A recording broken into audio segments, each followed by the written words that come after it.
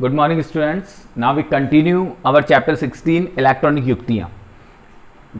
Electronic युक्तियों के अंदर हम चालक, कुचालक और अर्धचालकों का वर्गीकरण कर चुके हैं। हम प्रतिरोधकता के आधार पर, चालकता के आधार पर हम लोगों ने इसका वर्गीकरण पढ़ा। इसके बाद में अब हम चालकों, कुचालकों और अर्धचालकों का वर्गीकरण कर रहे हैं ऊर्जा बैंड सिद्धांत के आधार पर। ऊर्जा बैंड सिद्धांत के आधार पर हमने पहले चालकों का वर्गीकरण हमारे प्रीवियस वीडियो में पढ़ चुके हैं। अब हम जो पढ़ रहे हैं नेक्स्ट वो है कुचालक, इंसुलेटर। जब हम इंसुलेटर की बात करते हैं तो कुचालक एक ऐसा पदार्थ होता है जिसके अंदर जो आपका संयोजी बैंड है, जब हम संयोजी बैंड की बात करते हैं तो जो आपका ये जो संयोजी बैंड है ये तो पूर्णतया भरा हुआ होता है, इसके अंदर ये पूर्ण रूप से भरा होता है। और जो आपका चालन बैंड होता है ये पूर्णतया रिक्त होता है। तो अब होगा क्या कि जब हम कुचालक की बात करते हैं, अच्छा एक चीज और है कि चालन बैंड किस चीज के लिए उत्तरदायी है? चालन बैंड पदार्थों की चालकता के लिए उत्तरदायी होता है। यानी चालन बैंड के अंदर जितने अधिक संख्या में इलेक्ट्रॉन पाए जाएंगे वो पदार्थ उतना ही अधिक चालकता प्रदर्शित करेगा। तो चालन बैंड के अंदर उपस्थित इलेक्ट्रॉन की संख्या पदार्थ की चालकता को प्रदर्शित करती है। तो जब हम कुचालक की बात करते हैं तो कुचालक के अंदर संयोजी बैंड जो होते हैं वो पूर्णतया भरे हुए होते हैं, जबकि चालन बैंड पूर्णतया रिक्त होते हैं। इन दोनों बैंडों के मध्य में जो ये वर्जित ऊर्जा अंतराल है, ये जो गैप है, ये गैप बहुत ज्यादा होता है। इस गैप का मतलब ये होता है कि इलेक्ट्रॉन को इस बैंड से इस बैंड तक पहुंचने के लिए अत्यधिक ऊर्जा की आवश्यकता होती है। इसे हम गैप कहते हैं, यानी ऊर्जा गैप, ऊर्जा अंतराल। तो यहां से इलेक्ट्रॉन सामान्य ताप पर या फिर बाह्य विद्युत क्षेत्र आरोपित करने पर भी इतनी ऊर्जा प्राप्त नहीं कर पाता कि वो इलेक्ट्रॉन संयोजी से चालन में चला जाए। और अगर चालन में नहीं पहुंच पाएगा तो चालन पूर्णतया रिक्त है, और रिक्त है तो फिर किसकी तरह व्यवहार करेगा? कुचालक की समान व्यवहार करता है। अब यहां पर हम ये कहते हैं कि अगर हमने अत्यधिक उच्च ताप कर दिया, भाई ठीक है सामान्य ताप पर तो कुछ नहीं हुआ, लेकिन जब हम अत्यधिक उच्च ताप कर देते हैं तो उच्च ताप पर कुछ इलेक्ट्रॉन ऐसे होते हैं जो इतनी ऊर्जा प्राप्त कर लेते हैं कि वो इस गैप को पार कर जाते हैं, इसे क्रॉस कर जाते हैं। और जब वो इस गैप को क्रॉस कर जाते हैं तो कहां पहुंचते हैं? चालन बैंड में। चालन बैंड में पहुंचते हैं तो धीरे धीरे चालकता के मान में क्या होती है? वृद्धि। तो इसका मतलब कुचालक पदार्थ का चालक की ओर प्रवृत्त होना, प्रवृत्त होने से मतलब चालक की ओर अग्रसित होना, चालक की ओर बढ़ना। क्यों? क्योंकि चालकता में वृद्धि हो रही है। तो कुचालक पदार्थ का चालकता की ओर बढ़ना कौन सी अवस्था कहलाती है? भंजन अवस्था कहलाती है। इसको हम कहते हैं भंजन अवस्था या फिर ब्रेकडाउन स्टेज। ठीक है, तो यहां पर अत्यधिक उच्च ताप पर संयोजी बैंड से कुछ इलेक्ट्रॉन चालन बैंड में पहुंचते हैं, और चालन बैंड में पहुंचने के पश्चात यहां पर ये चालकता को प्रदर्शित करते हैं, और यही कुचालक की भंजन अवस्था कहलाती है। अगर हम कुचालकों की बात करते हैं तो कुचालकों में जो शुद्धतम रूप माना जाता है कुचालक का वो हीरा है, और हीरे के लिए जो वर्जित ऊर्जा अंतराल होता है वो 7 इलेक्ट्रॉन वोल्ट होता है। यानी ये ऊर्जा अंतराल इतना अधिक होता है कि इलेक्ट्रॉन्स का संयोजी बैंड से चालन बैंड में पहुंच पाना संभव नहीं हो पाता। तो ये आपका कुचालक कहलाता है। ओके, इसके बाद में जो तीसरी टर्मिनोलॉजी है हमारी वो है अर्धचालक।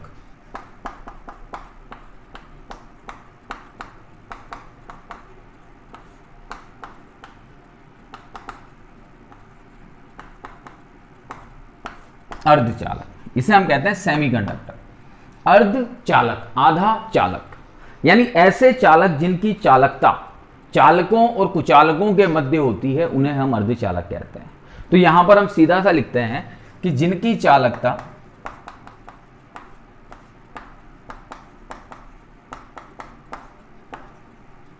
चालकों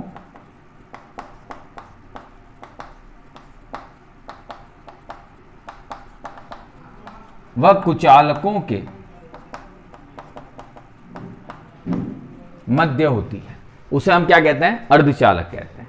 तो ऐसे पदार्थ जिनकी चालकता चालकों और कुचालकों के मध्य पाई जाती है, ऐसे पदार्थ अर्धचालक कहलाते हैं।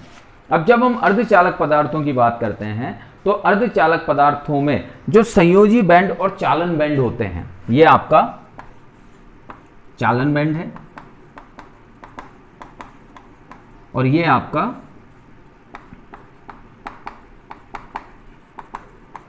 संयोजी बैंड है। तो अर्धचालक पदार्थों के अंदर होता क्या है, अर्धचालक पदार्थों के अंदर जो संयोजी बैंड और चालन बैंड होते हैं, इनके मध्य जो ये वर्जित ऊर्जा अंतराल होता है या ये जो बैंड गैप होता है, ये बहुत कम होता है, बहुत अल्प होता है।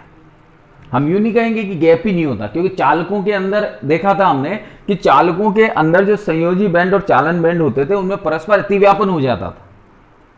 लेकिन यहां पर गैप तो होता है, लेकिन गैप बहुत कम होता है, और गैप इतना कम होता है कि सामान्य ताप पर इलेक्ट्रॉन्स आसानी से कहां चले जाते हैं, संयोजी बैंड से चालन बैंड में चले जाते हैं। अगर हम इस गैप की बात करते हैं तो सिलिकॉन और जर्मेनियम दो उदाहरण हैं अर्धचालकों के। तो सिलिकॉन के लिए ये जो गैप होता है ये अप्रॉक्सिमेटली 1 इलेक्ट्रॉन वोल्ट होता है, और जर्मेनियम के लिए ये जो गैप होता है ये 0.72 इलेक्ट्रॉन वोल्ट होता है। ये थोड़ा इंपॉर्टेंट एग्जाम पर्पस से ध्यान रखिएगा कि सिलिकॉन के लिए जो बैंड गैप है वो 1 इलेक्ट्रॉन वोल्ट है, और जो जर्मेनियम के लिए गैप है वो 0.72 इलेक्ट्रॉन वोल्ट होता है। तो ये गैप बहुत कम होता है। अब यहां पर दो चीजें हम करते हैं, दो चीजें क्या करते हैं कि अगर हम मान लीजिए टेम्परेचर नहीं बढ़ा रहे हैं, यानी हमारा जो ताप है वो T = 0 केल्विन है, जिसे हम परम शून्य ताप भी कहते हैं। तो अगर हम परम शून्य ताप रखते हैं तो परम शून्य ताप पर कोई भी इलेक्ट्रॉन संयोजी बैंड से चालन बैंड में नहीं पहुंच पाता, और संयोजी बैंड से चालन बैंड में अगर ये नहीं पहुंच पाएगा तो इसका मतलब चालन बैंड पूर्णतया रिक्त रहेगा, और अगर चालन बैंड पूर्णतया रिक्त रहा तो फिर उस कंडीशन में जो अर्धचालक है वो कुचालक के समान व्यवहार दिखाएगा, क्योंकि परम शून्य ताप पर किसी भी इलेक्ट्रॉन्स के पास इतनी ऊर्जा नहीं आ पाती कि वो संयोजी से चालन में चला जाए। तो हम ये कह सकते हैं कि परम शून्य ताप पर अर्धचालक किसके समान व्यवहार दिखाता है, कुचालक के समान व्यवहार दिखाता है।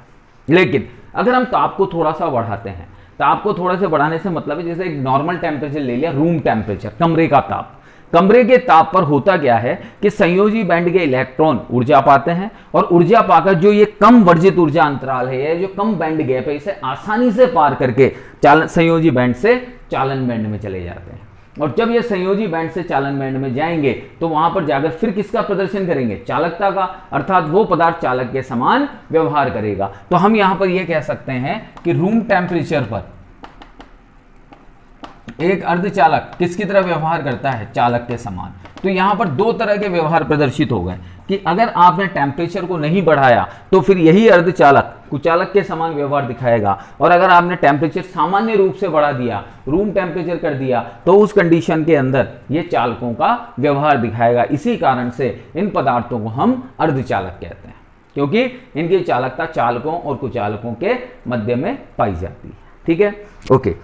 तो ये तीनों चीजें हमें ढंग से समझ में आ गई होंगी। अब हम आगे बढ़ते हैं, इनमें दो क्वेश्चन हमारे पास में हैं। पहला क्वेश्चन आपका है कि क्रिस्टलीय और अक्रिस्टलीय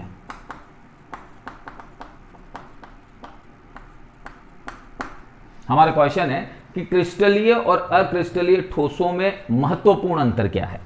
अब जो मैंने आपको पीडीएफ सेंड की है, जो मैंने आपको शीट सेंड की है, उसके अंदर उत्तर की जगह अथवा लिखा हुआ है, तो अथवा हटा दीजिएगा, अथवा नहीं है वो उत्तर है। मैं फिर रिपीट कर रहा हूं, मैंने जो आपको शीट सेंड की है, पीडीएफ सेंड की है, उसमें क्वेश्चन है क्रिस्टलीय ठोसों और अक्रिस्टलीय ठोसों में एक महत्वपूर्ण अंतर बताइए। उसके बाद में अथवा है तो वो अथवा हटेगा, उसकी जगह उत्तर आएगा। तो अब ये क्रिस्टलीय ठोस और अक्रिस्टलीय ठोस होते क्या हैं। तो जब हम क्रिस्टलीय ठोस की बात करते हैं तो क्रिस्टलीय ठोस ऐसे ठोस होते हैं जिनकी ज्यामितीय व्यवस्था नियमित होती है, निश्चित होती है, यानी जिसके अंदर जो परमाणु होते हैं वो एक निश्चित क्रम में जमे हुए होते हैं, नियमित क्रम में जमे हुए होते हैं। जबकि अक्रिस्टलीय ठोस जो होते हैं उनके अंदर जो परमाणुओं की व्यवस्था होती है, ज्यामितीय व्यवस्था होती है, वो अनियमित होती है, यानी उनके अंदर परमाणु यादृच्छिक रूप से फैले हुए रहते हैं, इधर उधर फैले हुए रहते हैं। तो ऐसे परमाणुओं को हम अक्रिस्टलीय परमाणु कहते हैं। तो हम क्रिस्टलीय और अक्रिस्टलीय को ऐसे प्रदर्शित कर सकते हैं कि इनकी जो ज्यामितीय व्यवस्था है वो नियमित है, और इनकी जो ज्यामितीय व्यवस्था है वो अनियमित है। तो इसे हम क्रिस्टलीय ठोस कहेंगे और इसे हम अक्रिस्टलीय ठोस कहेंगे। ओके, इसके बाद में एक क्वेश्चन है हमारे पास में कि कार्बन, सिलिकॉन और जर्मेनियम।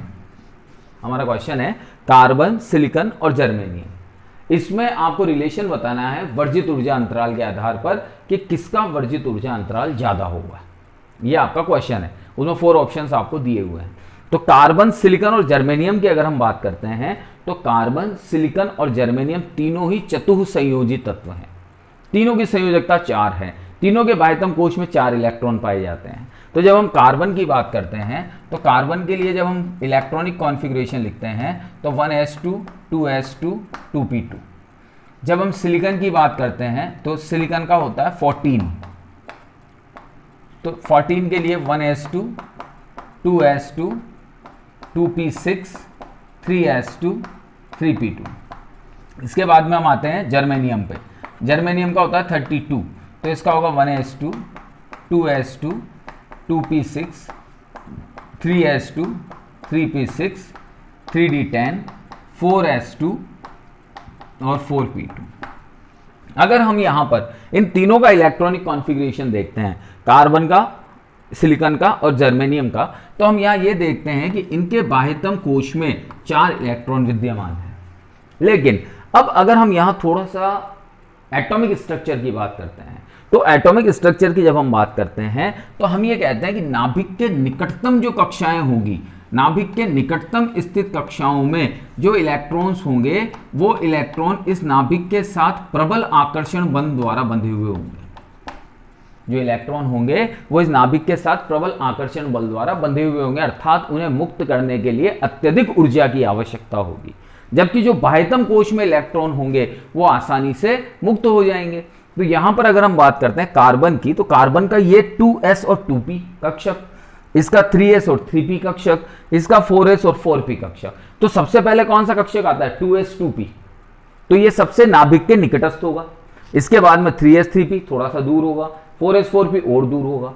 तो इसका मतलब ये हो गया कि कार्बन के जो ये इलेक्ट्रॉन्स हैं ये नाभिक के अत्यधिक निकटस्थ होने के कारण से यहां से ये आसानी से मुक्त नहीं हो पाएंगे, अर्थात इनको मुक्त करने के लिए अत्यधिक ऊर्जा की आवश्यकता होगी। इसीलिए हम यहां पर कहते हैं कि जब हम कार्बन के लिए वर्जित ऊर्जा अंतराल की बात करते हैं तो ये सबसे ज्यादा होगा कि यहां पर इस गैप के अंदर हमें इलेक्ट्रॉन को मुक्त कराने के लिए सबसे ज्यादा ऊर्जा की जरूरत पड़ेगी। इसके बाद में कौन आएगा? सिलिकॉन, क्योंकि सिलिकॉन के लिए कौन है यहाँ 3s 3p। फिर सबसे लास्ट में कौन आएगा? जर्मेनियम, क्योंकि जर्मेनियम का जो है वो कह सकते हैं हम नाभिक से अत्यधिक दूरी पर है, तो थोड़ी सी ऊर्जा पाते ही ये क्या हो जाएंगे? यहाँ से मुक्त हो जाएंगे। ठीक है, तो ये यहाँ पर इस तरह से ये इसका क्रम बनेगा।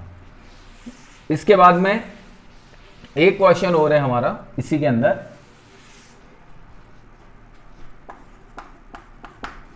ये क्वेश्चन है हमारा कि किसी अर्धचालक की विद्युत चालकता बढ़ती है जब 2480 नैनोमीटर से छोटी तरंग दैर्घ्य का विद्युत चुंबकीय विकिरण इस पर आपतित होता है। हमने कहा अर्धचालक की चालकता बढ़ानी है तो 2480 नैनोमीटर, तो नैनोमीटर का मतलब यहां पर हो गया 10⁻⁻9 मीटर का तरंग दैर्घ्य इस पर आपतित होता है। ठीक है, विकिरण, तरंग दैर्घ्य का विकिरण इस पर आपतित होता है तो अर्धचालक की ऊर्जा बढ़ती है। तो अर्धचालक के लिए बैंड अंतराल बताइए। तो यहां पर जब हम बैंड अंतराल की बात करते हैं तो बैंड अंतराल अपने आप में क्या है? एक ऊर्जा अंतराल है, दैट मीन्स ऊर्जा है। और ऊर्जा की जब हम बात करते हैं तो ऊर्जा और तरंग दैर्घ्य में क्या संबंध होता है? E = hν, प्लांक नियतांक से। तो जब हम वहां पर प्लांक नियम लगाते हैं तो E हम जानते हैं hν, और न्यू की वैल्यू क्या होती है? c/λ। तो यहां पर जब हम इसे सॉल्व करते हैं तो h की वैल्यू आती है 6.62 × 10⁻34, जिसे हम प्लांक नियतांक कहते हैं।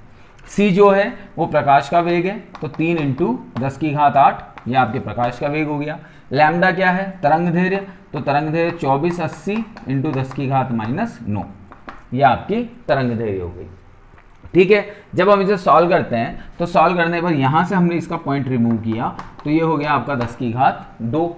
इसे हमने सॉल्व किया तो ये 3 2 6 18 19 अपॉन 2480 इंटू, अब यहाँ 10⁻7 ये ऊपर जाएगा तो 15 में से 34 गया तो 19, तो 10⁻19। अब यहाँ जब हम इसे सॉल्व आउट करते हैं तो सॉल्व आउट करने पर हमारे पास में जो वैल्यू आती है वो आती है पॉइंट, जब हम इसका डिवाइड करेंगे, जैसे 986 है, 986 में हम डिवाइड करते हैं 2480 का, तो यहाँ लगा दिया हमने पॉइंट, दिस इज 0, तो अगर हम यहाँ 7 टाइम लेते हैं सपोज दैट, या 8 टाइम ले लेते हैं, तो 8 टाइम में 0, 4, 8 और 9, ठीक है। तो ये आ गया आपका 20। तो 0.8 समथिंग हम यहाँ पर ले सकते हैं। अब यहाँ हमारे पास में इंटू 10⁻⁻19 क्या आया, ये जूल। मुझे इसे किस में कन्वर्ट करना है, इलेक्ट्रॉन वोल्ट में। तो इलेक्ट्रॉन वोल्ट में कन्वर्ट करने के लिए हम क्या करते हैं, यहाँ पर 0.8 इंटू 10⁻⁻19 अपॉन 1.6 इंटू 10⁻⁻19। तो इससे ये कैंसिल हो गया, ठीक है। इसको जब हम सॉल्व करेंगे, पॉइंट से पॉइंट रिमूव, तो 8/16 दैट इज 1/2, और 1/2 का मतलब क्या हो गया, 0.5 इलेक्ट्रॉन वोल्ट। तो यानी ये एनर्जी हमें मिलेगी कब, जब आप इतनी तरंग दैर्घ्य के विकिरण को अर्धचालक पर आपतित करेंगे, तब इतनी ऊर्जा हमें प्राप्त होगी, ठीक है। तो ये क्वेश्चन कॉपी के, फेयर कॉपी के अंदर कर लीजिएगा, क्योंकि इसके अंदर जो क्वेश्चन है इसमें हमने डायरेक्ट आंसर पुट अप किया हुआ है। तो सॉल्व आउट कैसे हुआ, ये सॉल्यूशन पूरा इसका यहाँ पर दिया हुआ है, ठीक है। अब हम नेक्स्ट टॉपिक पे चलते हैं। नेक्स्ट टॉपिक है हमारा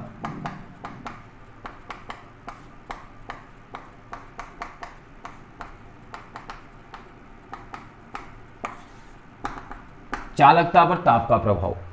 एक बहुत सीधी सी बात है कि जब हम किसी चालक को टेम्परेचर देते हैं तो चालक कहते किसे हैं, चालक हम उसे कहते हैं जिसके अंदर आवेश मुक्त रूप से प्रवाहित होता है, जिसके अंदर इलेक्ट्रॉन्स मुक्त रूप से प्रवाहित होते हैं, मुक्त रूप से विचरण करते हैं, उन्हें हम चालक कहते हैं। अब जब हम किसी चालक को टेम्परेचर देंगे तो चालक को ताप देने पर क्या होगा, चालक को ताप देने पर उस चालक के अंदर उपस्थित इलेक्ट्रॉन उस ताप से ऊर्जा ग्रहण करके अपनी गतिज ऊर्जा को बढ़ा लेंगे, उनकी काइनेटिक एनर्जी में वृद्धि होगी। और जब उनकी गतिज ऊर्जा बढ़ेगी तो होगा क्या, गतिज ऊर्जा बढ़ने के दौरान उनके मध्य जो आपस में टक्करें होती है उनकी संख्या बढ़ेगी। टक्करें बढ़ेगी तो टक्करें बढ़ने से क्या होगा, अवरोध बढ़ेगा। अवरोध बढ़ेगा तो अवरोध बढ़ने से क्या होगा, प्रतिरोध बढ़ेगा। तो इसका मतलब सीधा सीधा ये हो गया कि जब हम किसी चालक के ताप के अंदर वृद्धि करते हैं तो चालक के ताप में वृद्धि करने पर उसके प्रतिरोध का मान बढ़ता है और चालकता का मान घटता है। तो यहां पर हम ये कह सकते हैं कि ताप वृद्धि से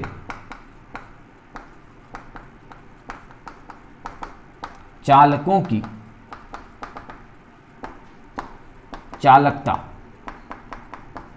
घटती है और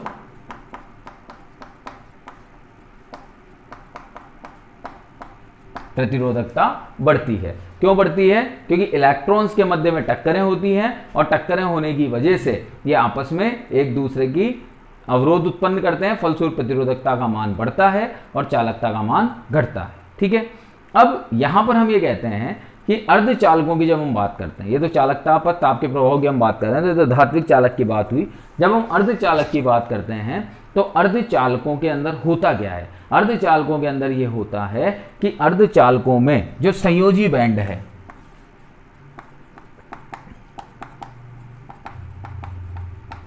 ये चालन बैंड है। तो हमने पहले कहा अर्धचालकों के अंदर ये गैप बहुत कम होता है।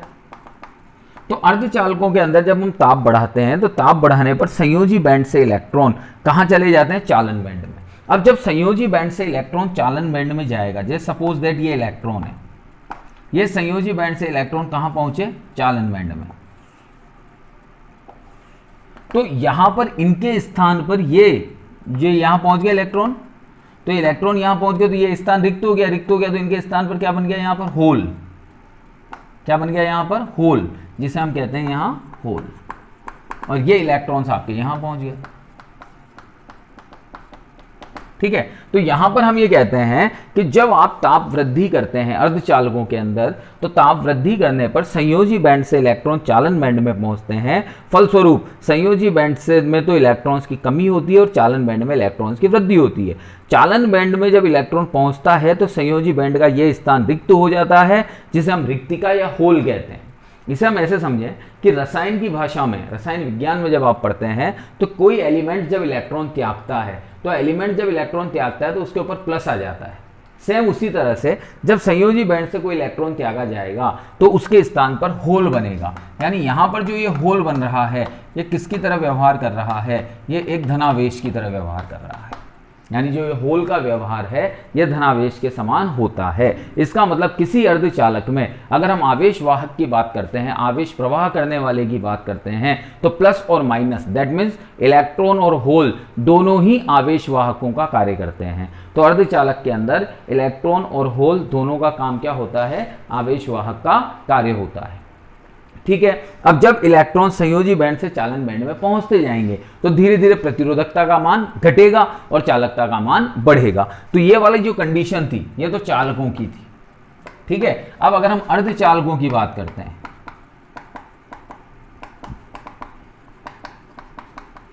तो ताप वृद्धि करने पर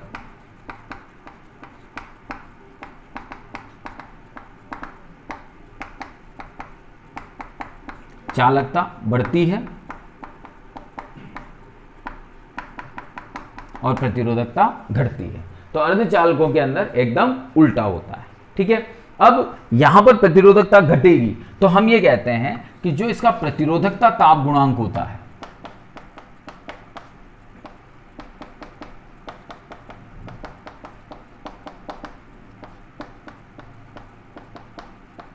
वो ऋणात्मक होता है। क्यों? क्योंकि कम हो रही है। भाई ऋणात्मक और धनात्मक से यहां तात्पर्य यह है कि प्रतिरोधकता ताप गुणांक अगर बढ़ेगा तो बढ़ने का मतलब यह है कि यहां पर प्रतिरोध बढ़ेगा, तो प्रतिरोध बढ़ने का मतलब यह है कि ताप की वजह से प्रतिरोध बढ़ रहा है, तो प्रतिरोधकता ताप गुणांक धनात्मक है। और अगर ताप की वजह से प्रतिरोध घट रहा है तो फिर प्रतिरोधकता ताप गुणांक ऋणात्मक होगा। तो अर्धचालकों की कंडीशन में जब हम ताप बढ़ाते हैं तो ताप बढ़ाने पर प्रतिरोध का मान घटता है, अर्थात प्रतिरोधकता ताप गुणांक जो होगा वो कैसा होगा? ऋणात्मक होता है। ठीक है। अब यहां पर हम बात करते हैं टाइप्स ऑफ सेमीकंडक्टर की, अर्धचालकों के प्रकार की।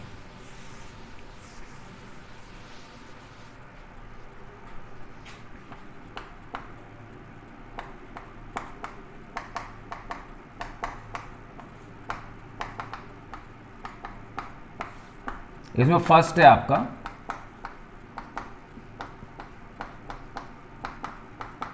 नेज अर्धचालक।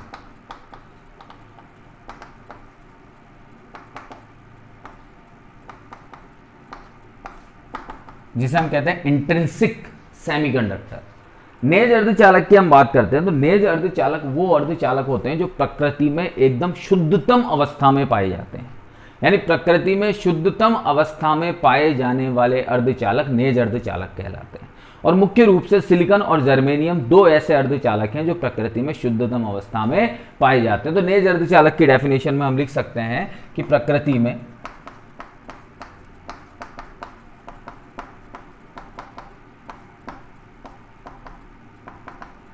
शुद्धतम अवस्था में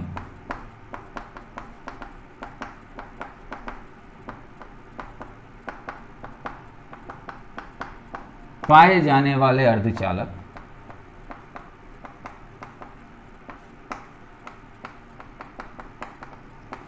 नेज अर्धचालक कहलाते हैं।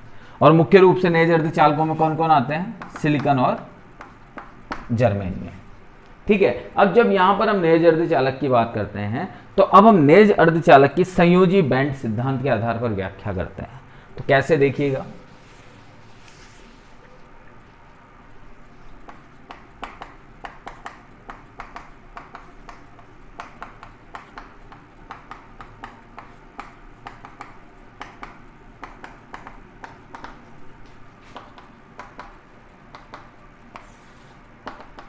संयोजी बैंड सिद्धांत के आधार पर व्याख्या। तो जब हम संयोजी बैंड सिद्धांत के आधार पर व्याख्या करते हैं तो हम ये कहते हैं कि प्रकृति के अंदर जो सिलिकॉन और जर्मेनियम होते हैं, तो प्रकृति के अंदर सिलिकॉन और जर्मेनियम को हम नेज अर्धचालकों का रूप मान सकते हैं। तो प्रकृति में जो सिलिकॉन और जर्मेनियम पाए जाते हैं इन्हें हम शुद्धतम अवस्था में मान सकते हैं, और शुद्धतम अवस्था में अगर हम इन्हें मानते हैं तो इन्हें हम नेज अर्धचालकों का रूप मान सकते हैं। अब जब ये नेज अर्धचालक होंगे तो हम ये जानते हैं कि सिलिकॉन और जर्मेनियम प्रत्येक परमाणु में 4 संयोजी इलेक्ट्रॉन होते हैं, अर्थात ये चतुसंयोजी होते हैं। सिलिकॉन भी और जर्मेनियम भी, अभी हमने जो प्रीवियस क्वेश्चन किया था उसमें हमने देखा था कि इनके बाह्यतम कोश में 4 इलेक्ट्रॉन होते हैं, अतः सिलिकॉन और जर्मेनियम जो होते हैं ये चतुसंयोजी होते हैं। इनके संयोजकता कोश में 4 इलेक्ट्रॉन पाए जाते हैं जो निकटवर्ती परमाणुओं के साथ संयोग करके 4 सहसंयोजी बंध बनाते हैं। ये जो 4 इलेक्ट्रॉन हैं, जो बाह्यतम कोश में इलेक्ट्रॉन पाए जा रहे हैं, ये निकटवर्ती जो परमाणु हैं, ये निकटवर्ती परमाणुओं के साथ में संयोग करते हैं और निकटवर्ती परमाणुओं के साथ संयोग करके 4 सहसंयोजी बंध बनाते हैं। ठीक है, अब ये 4 सहसंयोजी बंध कैसे बना रहे हैं देखिएगा कि जैसे ये सिलिकॉन है, इसने निकटवर्ती 4 सिलिकॉन परमाणुओं के साथ में बंध बनाना स्टार्ट किया।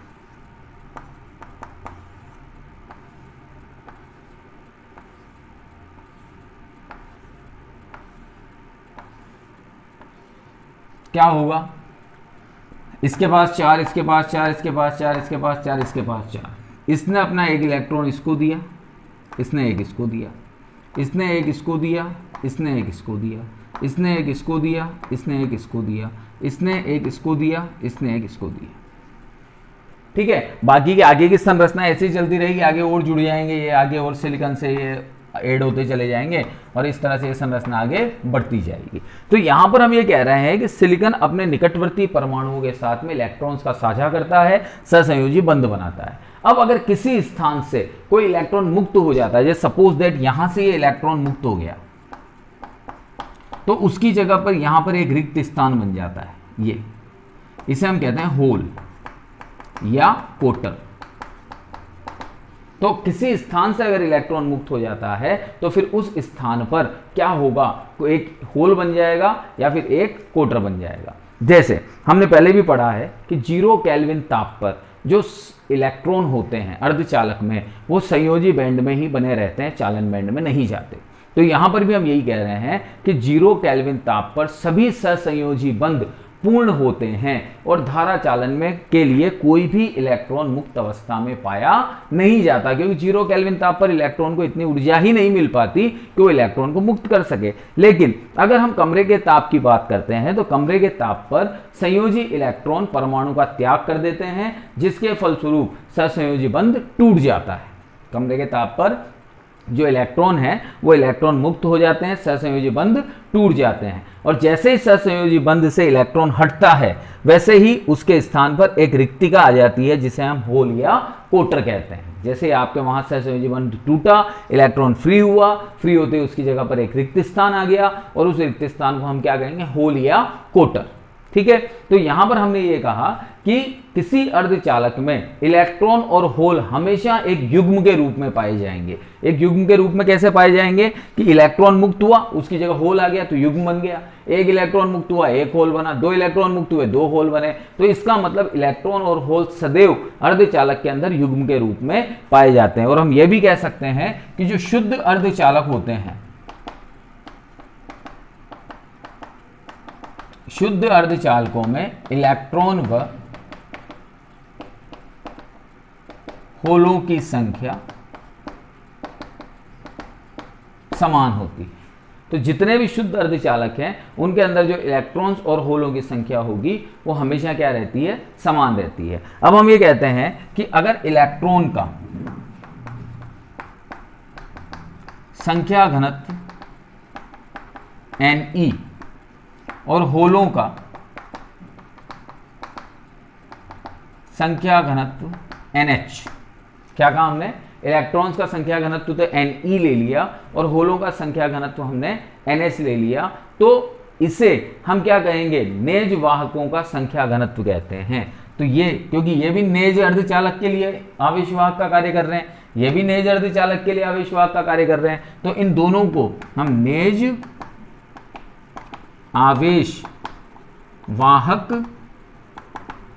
संख्या घनत्व कहते हैं और इसे हम Ni से प्रदर्शित करते हैं। इसका मतलब हम यहां पर ये लिख सकते हैं कि Ne equals to NH equals to Ni लिख सकते हैं। और अगर हम Ne और NH को आपस में मल्टीप्लाई करते हैं तो Ne की जगह भी Ni है, NH की जगह भी Ni है, तो ये क्या हो गया, Ni स्क्वायर।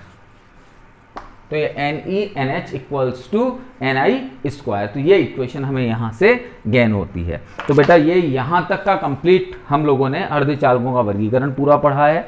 पूरा चालक, कुचालक, अर्धचालक ऊर्जा बैंड सिद्धांत के आधार पर पढ़े हैं और अर्धचालकों के पहले प्रकार नेज अर्धचालक को हमने किसके आधार पर समझा है? संयोजी बैंड सिद्धांत के आधार पर समझा है। हम नेक्स्ट क्लास में हम नेज अर्धचालकों के कारण से धारा प्रवाह, फिर बाह्य अर्धचालक और आगे की डिटेल हम पढ़ेंगे। Okay, thank you.